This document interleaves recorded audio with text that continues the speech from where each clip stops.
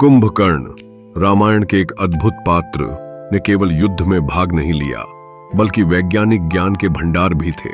उनका पारिवारिक जीवन और उनके पुत्रों के भविष्य के बारे में बहुत कम लोग जानते हैं। कुंभकर्ण का पारिवारिक जीवन अत्यंत दिलचस्प था, जिसमें उनकी 3 पत्नियां वज्रज्वाला, करकटी और तड़ितमाला शामिल थीं। उनकी पत्नियों ने राक्षस जाति के अंदर उनकी प्रगति और शक्ति को बनाए रखने में महत्वपूर्ण भूमिका निभाई। कुंभकर्ण का एक अनोखा गुण यह था कि वह दिन में केवल एक बार जागते थे और उस समय वह प्रयोगात्मक कार्यों में अपनी ऊर्जा लगाते थे। उनकी मृत्यु के बाद उनकी पहली पत्नी वज्रज्वाला के पुत्र कुंभ और निकुंभ का विशेष उल्लेख किया जाता है। निकुंभ विशेष रूप से शक्तिशाली था और उसे कुबेर द्वारा निगरानी का महत्वपूर्ण दायित्व सौंपा गया था। उनके दूसरे पुत्र भीमासुर ने अपने पिता की मौत का बदला लेने की तीव्र आकांक्षा रखी, जिसने देवताओं से युद्ध करने का साहस जुटाया।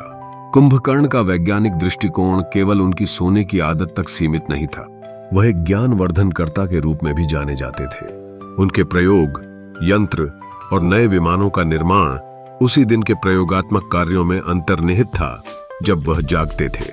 इसी दिन के कार्यों ने उनके परिवार को संगठित किया, उनके पुत्रों को शक्तिशाली बनाते हुए, ताकि राक्षस जाति की शक्तियों का संतुलन बना रहे। जैसे जैसे उनके पुत्र बड़े होते गए, उनके कार्य और युद्ध में कौशल भी बढ़ता गया। कुंभकर्ण की समझदारी और निस्वार्थता ने उनके परिवार को न केवल सीमाओं में बांधने से बचाया, बल्कि उनके बच्चों के बढ़ते होने पर उन्हें कहानियों और ज्ञान से भी समृद्ध किया। उनके पुत्रों ने अपने अपने तरीकों से कुंभकर्ण की विरासत को आगे बढ़ाया। हालांकि आध्यात्मिक दृष्टिकोण से कुंभकर्ण की मृत्यु के बाद उनमें से कुछ पुत्रों को देवताओं के समक्ष चुनौती देने में भी सक्षम होते हैं, जो कि उनके पिता की पूर्व पहचान और सर्वोच्चता की छाया में था। कुंभकर्ण की भूमिका केवल एक राक्षस की नहीं थी, बल्कि वह एक विचारक और यांत्रिक निर्माता थे, जिनकी अलौकिक विरासत उनकी संतानों में जीवित रही।